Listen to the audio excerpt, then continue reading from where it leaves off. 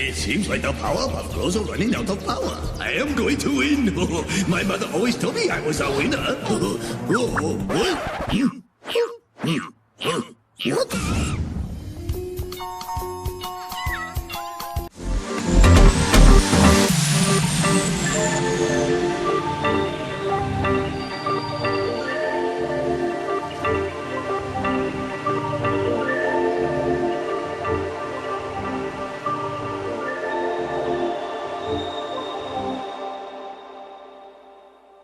Well, here we go again. Oh boy, let me tell you something. How many times are you going to reboot this? I'm okay with Craig McCraken doing this, but let's see what he comes out with because, it hasn't been a good track record. And considering the way the live action was going, I don't think that's going to get done anytime soon either. I'll be surprised on it, especially since they need to replace one of the actresses. That hasn't been done yet, considering the fact that this was supposed to air this coming fall, and it's not even going to happen.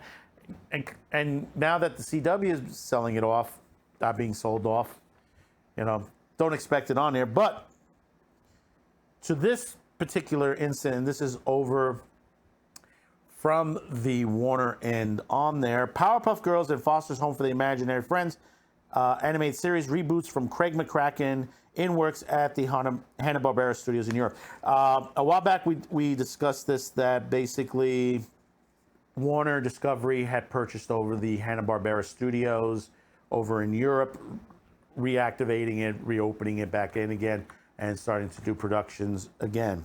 And it looks like this is going to be going in that direction.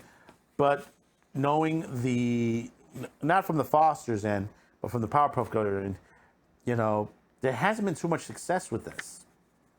Other than the original series. Even though the Japanese version, the second series wasn't that bad, but wasn't that great. The Japanese version was much better, and I wish they stayed with that. But of course, this is what happens.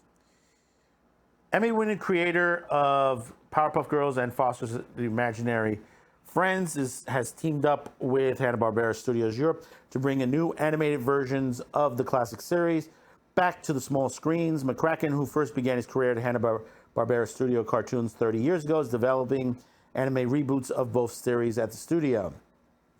The Powerpuff Girls reboot revisits and expands upon the world of the original series as Blossom, Bubbles, and Buttercup face off of the gallery of villains comprised of familiar foes, new threats. The original series debuted on Cartoon Network in 1998, earned 2 Emmy Awards and numerous honors throughout its 78-run episodes. The Powerpuff Girls centers on 3 sugar-coated superheroes, Blossom, Bubbles, and Buttercup, whose mission in life alternates between going to school, fighting crime, winning at hopscotch, and saving the world before bedtime. A live-action reboot based on the original Powerpuff Girls Cartoon Network series remains in development at the CW. The network announced last year and piloted off-cycle. Talent deals have lapsed, but for the project from Warner and Berlanti Productions, it remains alive at the network. It could be the other 2 actresses are no longer involved with the project either.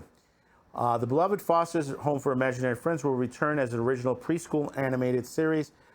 That I like to hear see. With a new cast of preschool age imaginary friends, promised to be as silly and playful as the original bunch. The original series ran for 6 seasons from 2004 to 2009 on Cartoon Network, earning 6 Emmys during its run. McCraken serves as creator, producer, and director. Sarah Fell, VP, Original Kids and Family Animation, Hanna-Barbera Studios Europe, will oversee the development of both projects at the studios.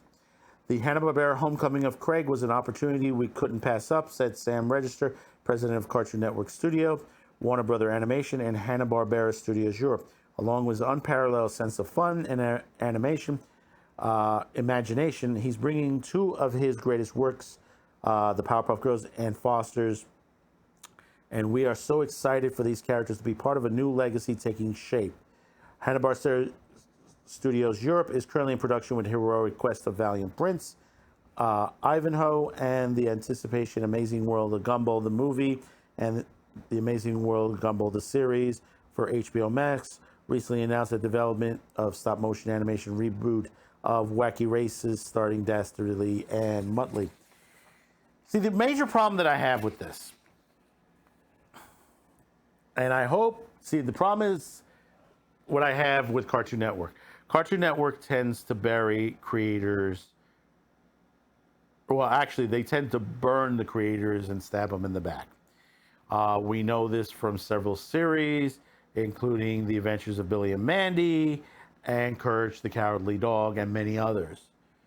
You know, we hear the stories from those creators on how Cartoon Network have burned them. Now, we are under a new regime, under David Zaslav. He has cut the fat on a lot of the junk that is out there. Yeah, we saw the cancellation of Close Enough over at HBO Max. Never really liked the show. The premise sounded good, but it just never got me. It never really got me. And that was another alumni from some great animation works that creator has done as well. And it just, you know, it's not hitting on all drives, you know, when it comes to that situation. You know, you kind of figure, listen, the guys over at Rick and Morty, Justin Rowland has come over to Hulu with Solar Opposites. Solar Opposites is pretty good. Not to the level of Rick and Morty, but hey, listen, they got some good stories. They got some good sides. I love the side stories. You know, the wall people and the geranium, you know, that whole war, they've shrunk people and they've thrown them in this geranium, and every once in a while they come up on certain episodes that's going on. And now they've added, is it Dan or Dave? I think it's a Silver Cops, which is, they're making fun of Silverhawks, which is hysterical. It's hysterical that they're doing on there. And I hope they did, I think, two parts of the story. I hope they continue it into the next season. You know, it's a good animation on there. And this is the stuff that you expect to see. See, the thing about it is, you know, Craig has always made stuff for the kids. You know, Powerpuff Girls is a little bit kids and adult, but the Fosters was always great for the kids as well. Let's hope they stay away from the activism, the politics, the made for the modern era shit. I'm hoping that that he's able to stay within, you know, what he did before, and not go beyond, you know, let someone take over, you know, his masterpieces that he's done. And yes, I call it masterpieces for the reason is it's like I treat it like a piece of artwork or great novelization or statuette. This is things that he's created. And like I said before, under the old regime, Cartoon Network was known to butcher a lot of this stuff. David Zaslav needs to get back to some of these creators that have been stabbed in the back, apologize for ones, and give them contracts, which basically they'll be able to bring back their shows properly the way originally they were produced years ago, and allow them to keep control of the product. Does Craig, do you have full control of this? Do you have control of your IPs? See, that's the one thing that you don't understand. Perfect example, Courage the Cowardly Dog meets Scooby-Doo. Nobody, with the exception of the two voice actors, nobody in the original production was involved with that project, including the creator. I know this for a fact because I know people in that production. They were getting ready to create a whole new Courage, and Cartoon Network basically skipped over it. They just went over, threw it into with Scooby-Doo. Go figure. So, you know, how are you feeling about this? You know, let me know in the comments below. Tell me, do you believe that Craig McCraken can pull this off? Can he pull it off? You know, in this type of environment, you know, entertainment environment. You know, subscribe, like, share. We'll see you on the next video. Thank you for tuning in. Hope you're enjoying your week. Stay cool, and bye-bye now.